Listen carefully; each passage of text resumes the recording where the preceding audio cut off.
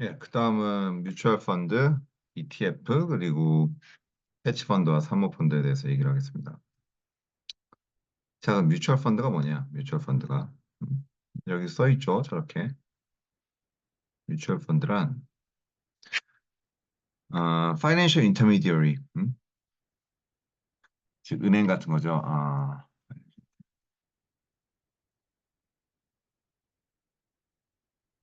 금융기관, 금융기관인데 이게 풀 펀드 이게 무슨 말이냐면 사람들한테 돈을 모아서 이렇게 풀 한다는 거예요. 풀. 그러니까 이제 수영장 풀에 다 집어넣듯이 이렇게 다 모으는 거예요. 그래서 개인 투자자들한테 받을 수도 있고 기관 투자자들한테 받을 수도 있고 이렇게 돈들을 모아서 이렇게 한 군데 모읍니다.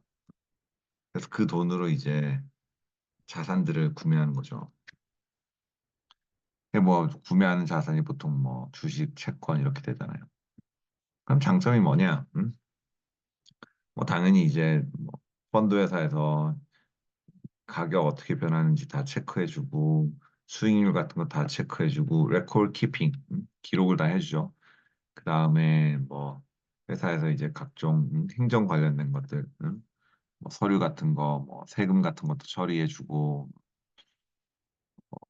주식 거래할 때도 사실은 펀드 회사가 대신 다 해주는 거죠. 더 중요한 거는 이제 다이버시피케이션 즉 분산 투자 효과가 있습니다.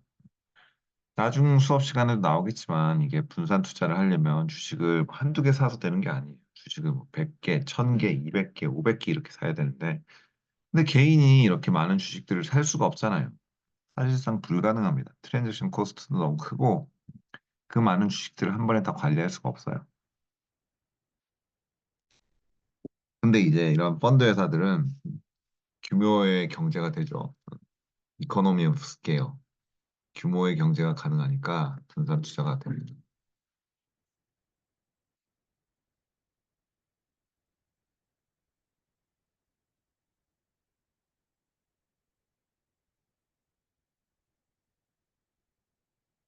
사실 분산 투자가 이 뮤추얼 펀드의 제일 중요한 역할이라고 봐도 돼요.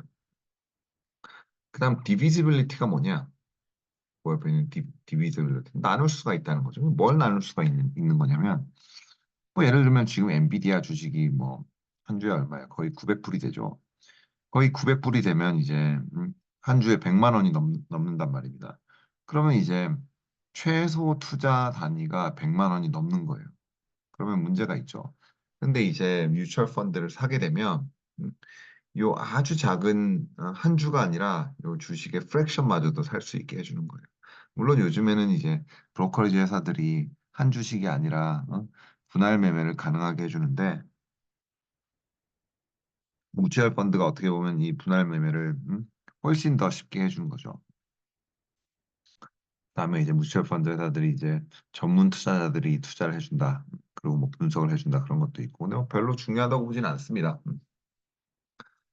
그다음에 이제 규모의 경제가 있으니까 거래상의 이점이 또 있죠. 거래상의 이점. 그런데 이제 뮤추얼 펀드가 요즘에 이제 ETF에서 이제 견제를 뭐 도전 경쟁이 있죠. 경쟁이 있죠. 그다음에 헤지 펀드라는 것도 있고 프라이빗 에쿼티 펀드라는 것도 있고. 그럼 이 모든 게 다 뭐냐? 모든 게 다 뭐냐? 한번 봅시다 먼저.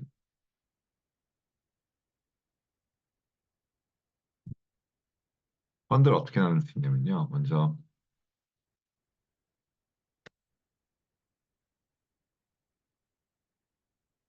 뮤추얼 펀드는 공모예요, 공모. 그래서 일반 개인들한테 파는 겁니다. 공모 펀드가 아닌 것 사모펀드이죠. 사모펀드가 뭐냐 이게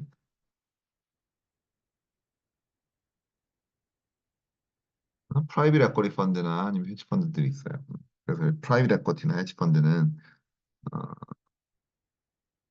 사모이기 때문에 기관 아니면 뭐 소수의 개인들한테 파는 거예요.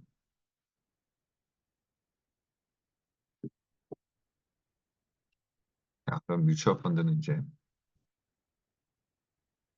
크게 이제 두 종류가 있죠.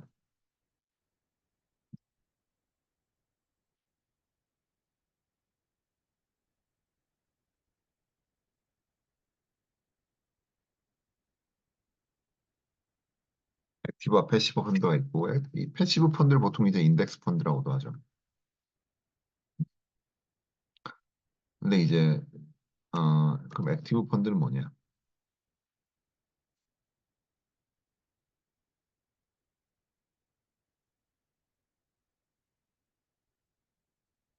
펀드 매니저가 자기가 봤을 때 좋은 주식이 뭔지 안 좋은지를 결정해서 투자 결정을 내리는 거예요. 즉, 투자 결정까지 여러분들이 펀드 매니저한테 맡기는 겁니다. 따라서 어,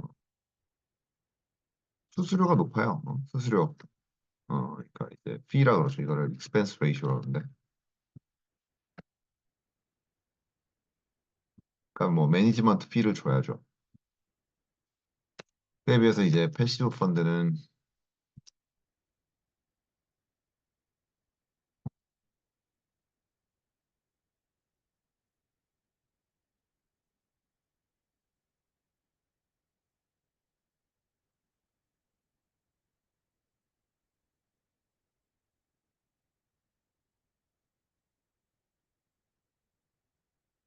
펀드 매니저가 어떤 투자 결정을 내릴 필요가 없어요. 즉, 코스피 200 펀드다 그러면 그냥 코스피 200에 있는 주식들만 계속 사면 됩니다. 따라서 투자 결정을 내릴 필요가 없고, 투자 결정을 내릴 필요가 없으니까 리서치 같은 것도 안 하죠. 리서치를 안 하니까 당연히 수수료가 낮습니다. 자, 그러면 이제 ETF는 뭐냐?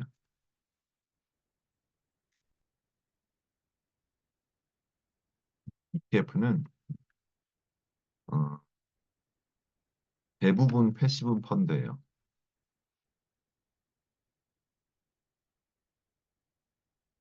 대부분 패시브 펀드고,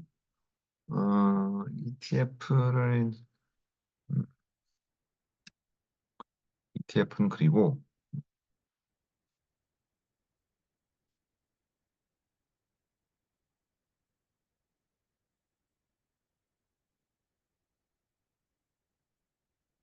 주식시장에서 주식처럼 거래가 되는 펀드예요. 즉, 일반 보통 펀드들은 위에 있는 뮤추얼 펀드는 어떻게, 여러분들이 펀드를 살 때 펀드 회사에 돈을 직접 주는 거예요. 그런데 ETF는 그렇지 않습니다. ETF는 이제 여러분들이 주식시장에서 펀드에 대한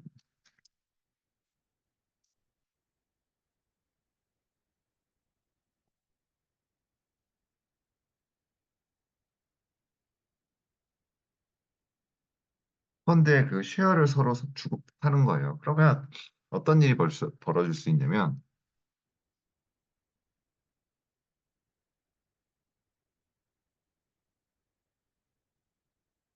만약 ETF 수요가 높은 경우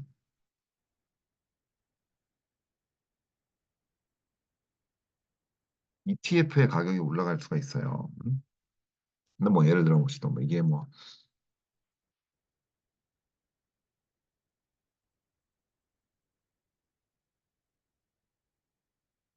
코덱스 200 코덱스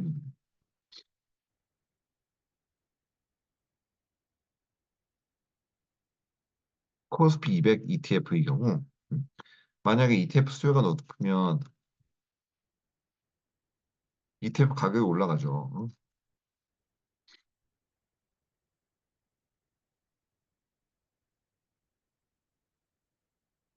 근데 코스피 200의 가격은 이거는 그 내재하고 있는 주식들의 가격에 묶여 있기 때문에 코스피 200의 가격은 변하지 않을 수가 있어요. 무슨 말이냐면 코스피 200에 있는 주식들의 가격은 그대로인데 ETF를 사고 싶은 사람들이 많으면 ETF 가격이 올라갈 수가 있습니다. 그럼 그 두 개의 이제 괴리라는 게 생기죠. 괴리. 괴리라는 게 즉 ETF 가격과 그 내재하고 있는 언더라인 자산, 내재 자산 간의 가격이 괴리가 벌어져요. 이때 나오는 것이 바로 어,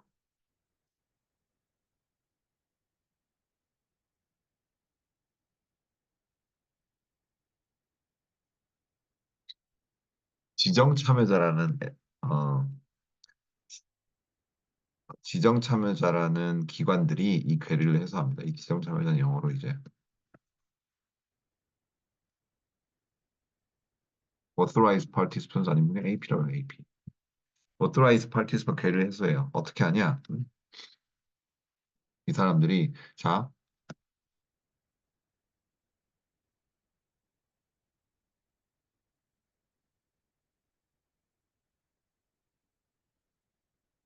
코스피 200 가격이 낮잖아요. 그러니까 코스피 200을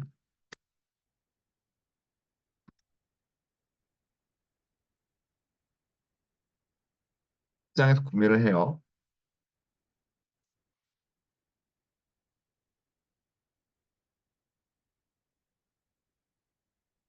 이 구매한 뒤 이 코스피 200을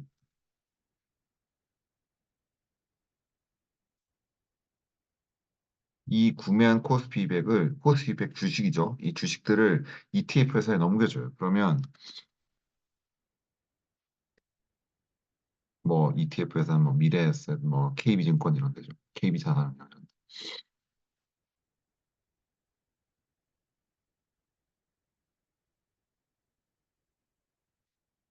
그럼 새로운 ETF를 발행해서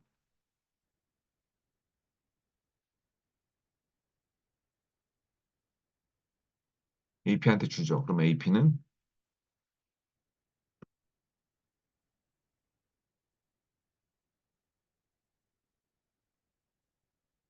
시장에서 매도하는 구조입니다. 이게 일종의 아비트라지예요. 일종의 차익 거래인데 이를 통해서 AP들은 돈을 벌죠.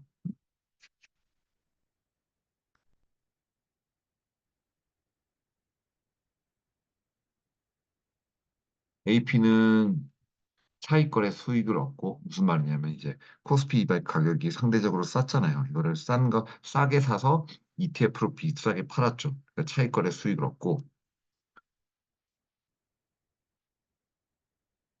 퀘리 즉 ETF 가격과 코스피 200 사이의 차이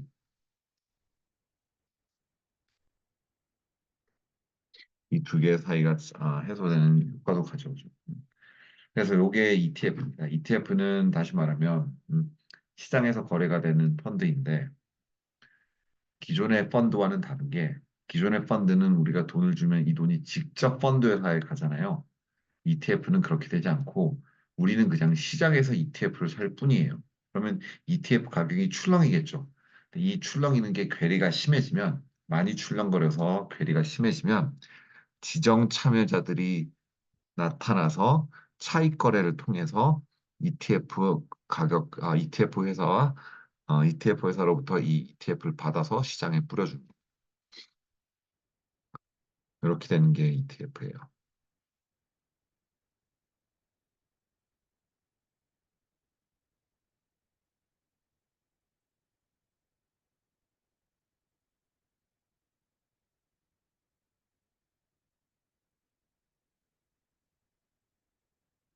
그 다음에 이제 ABS, 자산유동화증권, 자산담보부증권에 대해서 봅시다. ABS, 즉 Asset Backed Security. 말 그대로 asset이니까 자산이죠. 자산으로 받쳐진, 자산으로 backed라는 게 서포트한단 말이에요. 그 자산으로 backed 된 security. 그래서 자산 담보부 증권이에요. 자산이 담보하고 있는 증권인데 이거를 그냥 유동화 증권이라고 많이 합니다. 왜냐하면 이 asset backed security 만드는 이유가 유동성 확보를 위해서 하는 거거든요. 그래서 보통은 이제 자산 유동화 증권이라 그러고요. 그래서 이제 이 자산들은 보통 덩치가 크고 유동성이 떨어지는 자산들이에요. 즉 예를 들면 이제 주택 저당 증권들, 뭐 커머셜 이제 리얼 이스테이트 같은 경우 이제 상업용 부동산 같은 경우는 몇 천억, 뭐 몇 조 이러잖아요. 근데 이것들을 몇 천억 되면 벌써 팔기가 어렵잖아요. 그래서 이거를 쫙 쪼개서 파는 거예요. 유동화시켜서. 아니면 이제 부채 담보부 증권, CDO, Collateralized Debt Obligation. 얘네들은 뭐 예를 들면 이제 예금, 예금이 이제 CD예요. Certificate of Deposits. 그러니까 은행 예금도 이제 개인들 예금은 크기가 작지만 기업 예금, 은행 간의 예금 이런 것들은 기업 덩치가 크거든요. 그런 것들을 이제 은행들이 자기 밸런스시트에서 없앨 때 자산 유동화를 해서 없애준 겁니다. 그리고 요즘 이슈가 되는 PF 대출도 마찬가지고요. 그래서 이런 자산 유동화를 보통 시큐리타이제이션, 뭐 증권화라고도 하죠. 근데 아무튼 이 자산 유동화를 하면 좋은 점이 금융기관 입장에서도 덩치가 큰 대출이 있었는데 이거를 자기 대조표에서 프리업 할 수 있는, 날려버릴 수가 있는 거. 그런 장점이 있습니다. 그리고 이제 한번 이렇게 날릴 때 보통 스페셜 퍼포스 비클, 특수 목적 기구라는 쉘 컴퍼니, 껍데기만 있는 회사를 만들어요. 그래서 이 SPV에서는 SPC가 아니 SPV에서는 그러니까 이제 내재 자산에서부터 캐시플로우를 받아서 실제로 ABS를 산 사람들한테 전달해 주는 역할만 하고 또 트란칭이라는 걸 많이 하는 거예요. 트란칭. 그래서 어, 여러 개의 이제 언더라잉 에셋들을 묶었을 때 걔네들을 이제 여러 개의 다른 등급으로 나누죠. 나누는데 이제 제일 등급이 높은 걸 보통 슈퍼 시니어 트란치, 제일 등급이 낮은 건 에쿼리 트란치, 그 중간에는 보통 메자닌 트란치라고 있습니다. 뭐 신용 보강은 보통 이제 은행들이나 이런 SPV를 은행들이 이제 자기 밸런스시트를 털어낼 때 SPV를 설립해서 그 SPV한테 자산 유동화 증권을 다 넘겨버리거든요. 근데 넘겨버리면서 이제 신용 보강을 해줍니다. SPV가 망할 경우 그 은행이 망하지 않게 대출을 더 해주겠다. 그런 신용 보강을 해줘요.